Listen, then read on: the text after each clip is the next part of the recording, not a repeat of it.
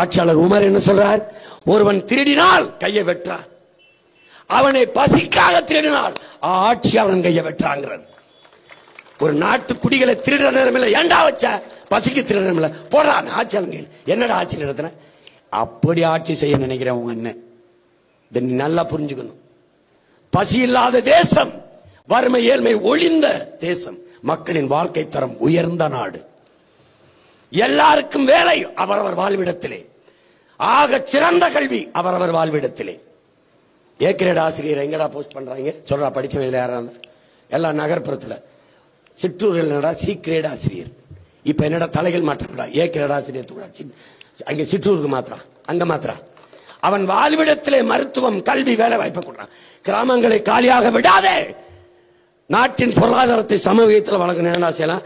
நகர்ப்புற வளர்ச்சியை கவனம் செலுத்தாத, சிற்றூர்களின் பொருளாதார வளர்ச்சிக்கு கவனம் செலுத்து. அப்ப என்ன பண்ண?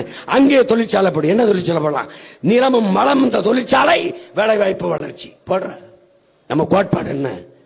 கட்சியின் கோட்பாடு என்ன? உடலினை உறுதி செய், அறிவை விரிவாக்கு, கொள்கை வகுத்தினில் கூடி செயல் செய்ய பழகு, நாம் தமிழர். இது கட்சியின் கோட்பாடு. செயல் திட்டம் என்ன? நீர், நீர், வயிறு, உயிர், அறிவு, பயன், வளர்ச்சி. இதுதான் நம்ம கோட்பாடு. என்ன நீர் வயிறுன்னு? முதலில் நீர்வள பெருக்கம், நீரின்றி அமையாத உலகு. நீரை தேக்கிறோம்டா. இந்த கன்னடத்தை மலையாளிட்டு மண்டிட்டு ஒரு செட்டு தண்ணி விட்டு 950 மில்லிமீட்டர் 4500 டிஎம்சி நமக்கு 150 டிஎம்சிக்கு அவன் முட்டிக்கால் போடுறான் மானங்கட்ட. இந்த பிரச்சனையை தீர்த்துட்டா அவனுக்கு அரசியல் இல்லடா. அரசியல் இல்ல. காவிரியில் தண்ணி குடு என்று காங்கிரஸ் இங்க இருந்து சொன்னா தோத்து போம்டா. அங்கே பாரதிய ஜனதா இங்க சொன்னா அங்க தோத்து போம்டா. அற்ப தேர்தல் வெற்றிக்காக ஒரு தேசியத்தின் உரிமையை இவர்கள் பறிகொடுக்க தயாராக இருக்கிறார்கள். நீ அது தெரியாம இவனுக்கு ஓட்டு போட்டு அதிகாரத்தை கொடுக்க தயாரா இருக்க. நீரை பெருக்கணும். என்ன செய்யணும்? 1500 டிஎம்சி தான் அவங்க பயன்படுத்துறாங்க, மீதி கடல்ல விடுறாங்க. தேக்கிறோம்டா. 5000 ஏக்கர்ல ஏர்போர்ட் கட்டுறாடா, ஏரிய வெட்டுறோம்டா, வெட்டி தேக்கிறோம்டா, வெட்டி தேக்கிறோம். இப்ப என்ன பண்றான்? நீரை தேக்கிட்டான், நீர் தேவையான அளவுக்கு தேக்கிட்டான். அடுத்து என்னன்னே? வயிறுக்கு என்ன பண்ணலாம்? வேளாண்மை செய்வது இழிவு, அவ்வளவுதானடா. அரை காசுனால அரசாங்க காசா இருக்கணும், காசுனாலும் கவர்மெண்ட் காசா இருக்கணும். உனக்கு புரியல, அரை காசு காசு நீ தான் கொடுத்தது, உனக்கு அது தெரியல. சரி விடு, அவன் அரசாங்க வேலை தானே, நான் தரேன். வா, வேளாண்மை செய்வது அரசு பணி, வா கவர்மெண்ட் வேலை, வா. என்ன செய்வோம்? நம்மளே விவசாயம் செய்வோம். வாடா. என்னென்ன படிச்சவனை போய் விவசாயம் செய்ய சொல்ற? படிச்சவன் தானே, அங்க இரு, சாப்பிட்டா கொண்டே விடு. உனக்கு பசிக்காதுல போ. படிச்சவனுக்கு ஏன் பசிக்குது? ஏன் பசிக்குது? பசிக்குதுல ராஜாவா தம்பி. சந்திராயனுக்கு, சந்திர மண்டலத்துக்கு சந்திராயனை சயின்டிஸ்ட் அனுப்பலாம். சயின்டிஸ்ட் சாப்பாடு எங்க ஆத்தாலா பொண்ணு தான் அனுப்பணும் தம்பி. சாப்ட்வேர்ல வேலை செய்யலாம், சாப்பிட்டு போய் தான் செய்யணும். சாப்ட்வேர் இண்டஸ்ட்ரியின் பிதாமகன் பில்கேட்ஸ் 2,50,000 ஏக்கர்ல விவசாயம் பார்க்கிறேன் அமெரிக்கால. உனக்கு நம்ப முடியல? பைத்தியக்காரா. ஒரு கிலோ கருப்பட்டி 1000 ரூபாய்க்கு விற்கிறான் அமெரிக்கால. எங்க பொருளாதாரம் இருக்குன்னு தெரியாத பையன் சாராயத்தை ஊற்றி சாடிச்சுட்டு இருக்கான். சாராய பொருளாதாரத்தில் ஏன் அவனுக்கே ஓட்டு போட்டு சாராயம் காய்ச்சி டாஸ்மார்க் அனுப்புறது யாரா? இவங்க தான் சாராய ஆலை வச்சிருக்கிற, ஆலை வச்சிருக்காத இந்த இங்க கட்சி தலைவர்கள் யாராவது தமிழ்நாட்டில். அப்ப என்ன பண்ணணும்? வேளாண்மை நம்மளே செய்யணும். இப்ப ஆடு மாடு வளர்த்தல், பட்டுப்பூச்சி வளர்த்தல், நாட்டுக்கோழி வளர்த்தல், தேனீக்கள் வளர்த்தல், எல்லாவற்றையும் பானை செய்தல், நெசவு செய்தல், மீன் பிடித்தல் எல்லாம் அரசு பணியாக மாறுகிற போது பசி என்ற ஒண்ணே இல்லாம பறந்துடும். வயிறு முடிஞ்சிருச்சா அடுத்து என்ன? அடுத்து உயிர். உயிர் காக்கும் மருத்துவம் ஆகத்தரமாக மருத்துவத்தை தரம் உயர்த்துறோம். நாட்டின் முதல் குடிமகனுக்கு என்ன மருத்துவம்? மோடிக்கு என்ன மருத்துவம் கிடைக்கும்? அம்மா ஜெயலலிதாவுக்கு என்ன கிடைச்சது? அப்பல்லோல. ஐயா கருணாநிதிக்கு எங்க கிடைச்சது? காவிரியில. இவர்களுக்கு கிடைக்கிற மருத்துவத்தை அரசு மருத்துவமனையில் நம்ம கிடைக்க செய்யறோம். அடித்தட்டு மக்கள், உழைக்கும் மக்களுக்கு ₹1 1 கோடி மருத்துவமானாலும் மிக தரமாக, சரியாக, சமமாக, இலவசமாக கொடுக்கிறோம். அவள் ஏழை பணக்காரன் என்ற பாகுபாடு கிடையாது. அது என் தேசத்தின் உயிர், கிழவி என் தேசிய இனத்தின் தாய். அந்த பார்வையில் எல்லோருக்கும் சமமான மருத்துவத்தை கொடுக்கிறோம். கட்டமைப்பை மாத்திரம். எப்படி உயர்த்துவாய்? அமைச்சரா, ஒரு எம்பியா அங்கமைப்படுத்து மருத்துவம் செய்யணும். அமைச்சரா அங்கதான் படுத்து மத்தும் செய்யணும். இல்ல நான் அப்பளம் தான் படுப்பேன். பதவி விலகிட்டு போய் படுங்க. சட்டம். கல்வித்தரத்தை எப்படி உயர்த்துவது? அமைச்சரா என் தம்பி அமைச்சர், தம்பி மகன் பேரம் பேத்தி அரசு பள்ளி கல்லூரியில் தான் படிக்கணும். சட்டம். அரசு பள்ளி கல்லூரியில் படித்தவர்களுக்கு தமிழ்நாட்டு அரசில் வேலையில் முன்னுரிமை. வேலையில் முன்னுரிமை. அரசு பள்ளி கல்லூரியில் அமைச்சர் பிள்ளைகள் எல்லார் பிள்ளைகளும் படிக்கும் போது தானா திறமை இருந்துடும். உலக தரத்தை கொண்டு வராண்டா. தென்கொரியா தான் நம்பர் 1ல இருக்கு. தென்கொரியா மிந்திரிச்சு தமிழ்நாடு நான் சொல்ல வைக்கல பாரு. கொண்டு வர என்னங்க இவர் ஏதோ சாத்தியம் இல்லாத சொல்லிட்டு இருக்க. சாத்தியம் இல்லாத ஒன்றை சாத்தியப்படுத்துவான் எவனோ அவன்தான் புரட்சியாளர். நாங்கள் சாதாரணமானவர்கள், ஆனால் அசாதாரணமான ஒன்றை கனவு காண்பவர்கள். இப்ப உயிர் முடிஞ்சிருச்சாடா? மருத்துவத்தை தந்துட்டோமா? மருத்துவத்தை அடுத்து அறிவு, கல்வி, ஆகச் சிறந்த கல்வி. எப்படி? தமிழ் பயிற்று மொழி, ஆங்கிலம் கட்டாய பாடமொழி. விரும்பினால் எம்மொழியும் கற்போம் நாங்கள் வாழ, எம்மொழி தமிழில் கற்போம் எங்கள் இனம் வாழ. எந்நாட்டு அறிவியலை, எந்நாட்டு வரலாறை, எந்நாட்டு புவியியலை, எந்நாட்டு வேளாண்மையை எதற்காக நான் ஆங்கிலத்தில் படிக்கணும்? இது கேள்வி. இந்தி வேணுமா? படிச்சுக்கிறோம். நாங்கள் பிரான்ஸுக்கு போனோம், டென்மார்க்கு போனோம், ஜெர்மனுக்கு போனோம், சுவிஸ்க்கு போனோம், ஏதிலிகளா போனோம், பிரிட்டனுக்கு போனோம், இங்கிலாந்துக்கு. இங்கிலீஷ் படிச்சுக்கிட்டு போனோமா? பிரெஞ்சு கத்துக்கிட்டு போனோமா? போய் கத்துக்கிட்டோம். உணவு, உடை, மொழி எல்லாவற்றையும் வாழ்விடம் தீர்மானிக்குது. என் பிள்ளைகள் பிரான்சில் இருக்கிறார்கள். பிரெஞ்சு கத்துக்கிட்டு ஏதிலிகளா நாங்க போல, போய் கத்துக்கிட்டோம். அவ்வளவுதான். இந்த எங்க அக்கா பேசுவாங்க, போய் கத்துக்கிட்டாங்களா கத்துக்கிட்டு போனாங்களா? பைத்தியக்காரா, நானும் உன்னை நேசிக்கிறேன்.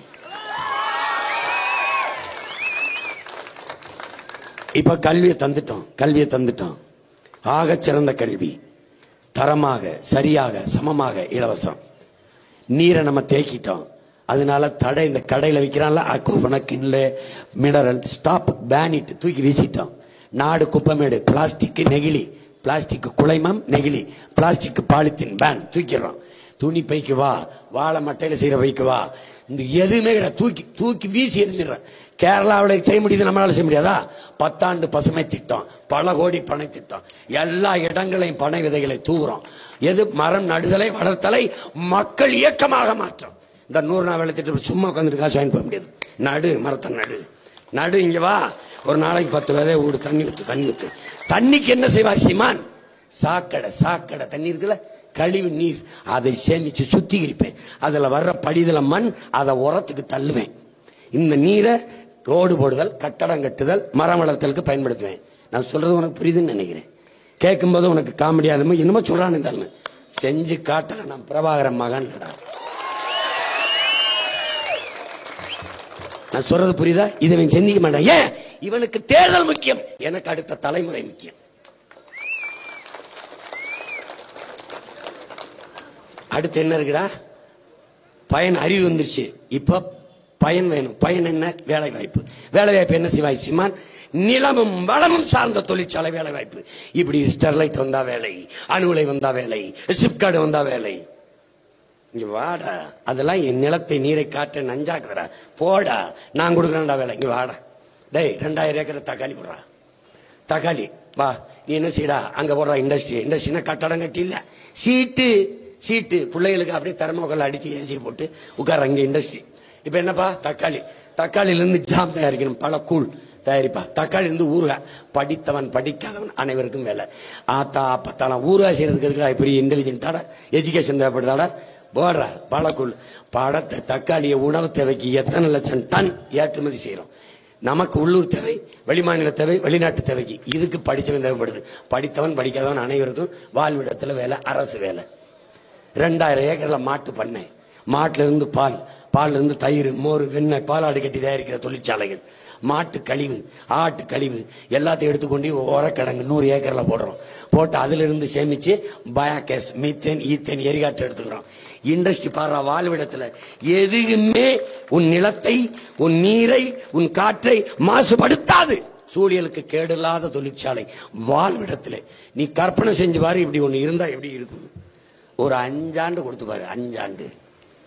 5 ஆண்டுகள் கொடு. 5 ஆண்டுகள் இதை ஏன் இப்படி செய்யவில்லை? நீங்கள் இழந்த உரிமையை மீட்க இவர்கள் செய்ய மாட்டார்கள். அதுக்குதான் எங்க பிள்ளைகளை அனுப்புறது. இப்ப பயன் வந்துருச்சா, அதுக்கப்புறம் வளர்ச்சி தான். வளர்ச்சி தான். விவசாயம் நான் செய்யறேன், வேளாண்மை, ஆடு மாடு நான் வளர்க்கிறேன். பால் இருந்தா பசி எதரா ஒரு நாட்டில்? நீ பட்னியா படுக போறேன்னு அம்மா இருந்தா ஒரு கோலை பாலை குடிச்சிட்டு போப்பான். பால் முழு உணவுடா தம்பி. எந்த திரவ உணவுலையும் கழிவு வராதரா. பாலை குடிச்சிட்டு படுத்தினா கழிவு வரும். முழு உணவு, முழு புரதச்சத்து பால். பால் இருந்தால் நாட்டில் பசி ஏது? தமிழ்நாட்டின் பாலின் சந்தை மதிப்பு 9 லட்சம் கோடியடா.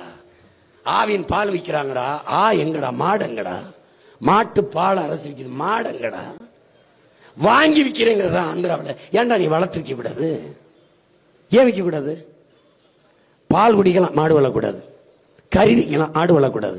சோறு திங்கலாம், விவசாயம் செய்யக்கூடாது. இது எப்படிப்பட்ட பைத்துக்கிறது என்றால், அழகான மருமக வரணும் மகனுக்கு. ஆனா மகனுக்கு பொம்பளை பிள்ளை பிறந்துடக்கூடாது. டேய், உங்களை எதை எங்க கட்டி வச்சு எதால அடிக்கிறது? யோசிச்சு பாரு. அழகான மருமக என் மகனுக்கு, என் வீட்டுக்கு. ஆனா என் மருமகளுக்கும் என் மகனுக்கும் பொம்பளை பிள்ளை பிறந்துடக்கூடாது. இதாண்டா உன்னுடைய சிந்தனை. இதான் உன் சிந்தனை. கர்மம் கர்மம்.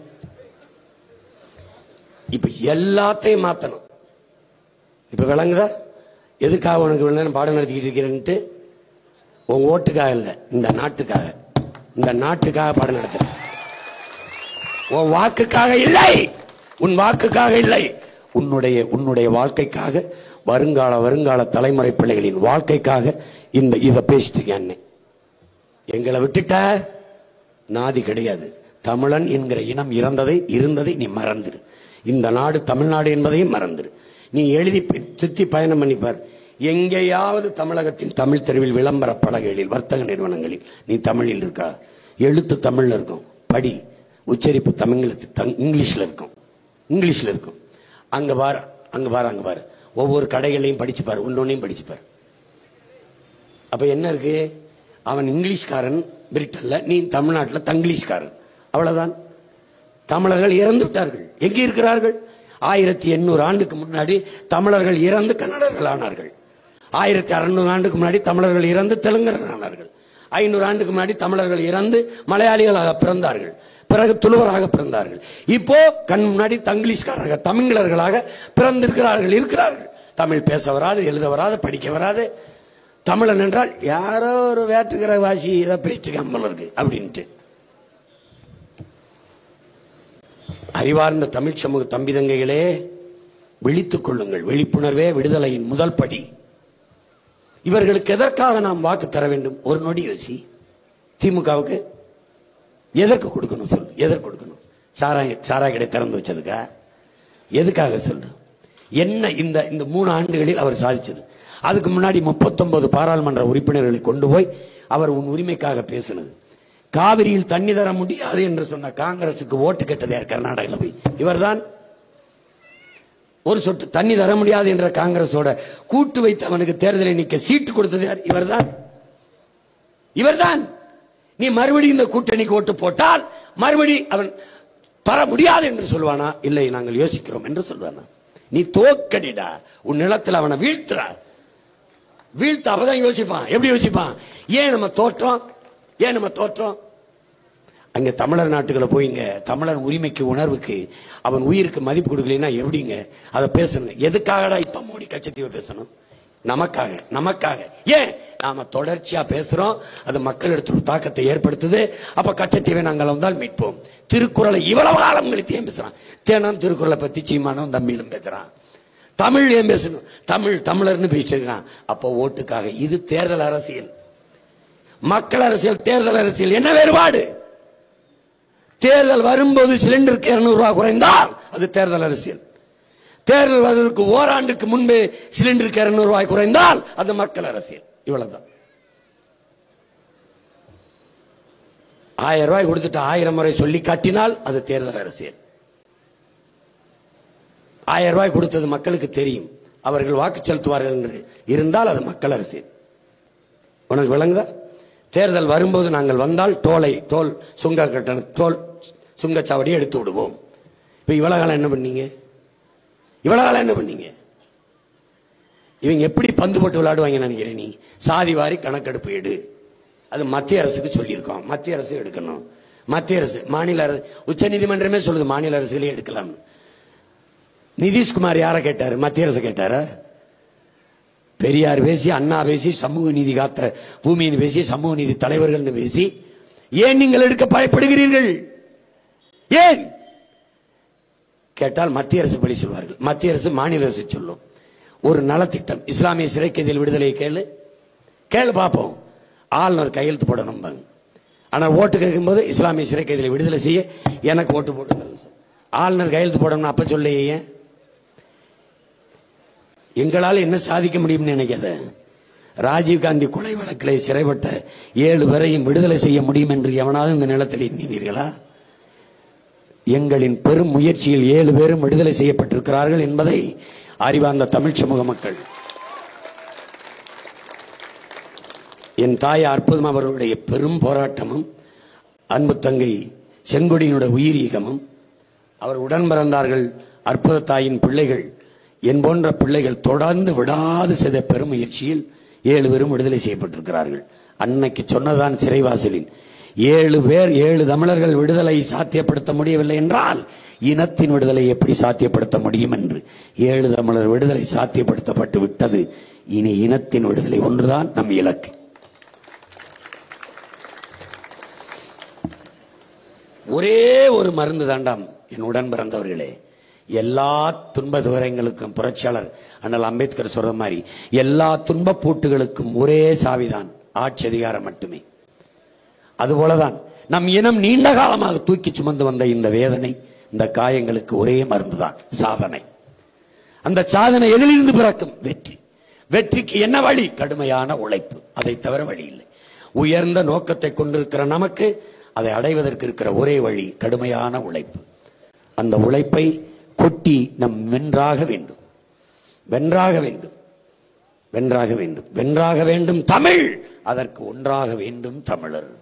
தமிழால் இணைந்து நாம் தமிழராய் நிமிர்வோம். இதான் நம் கோட்டை.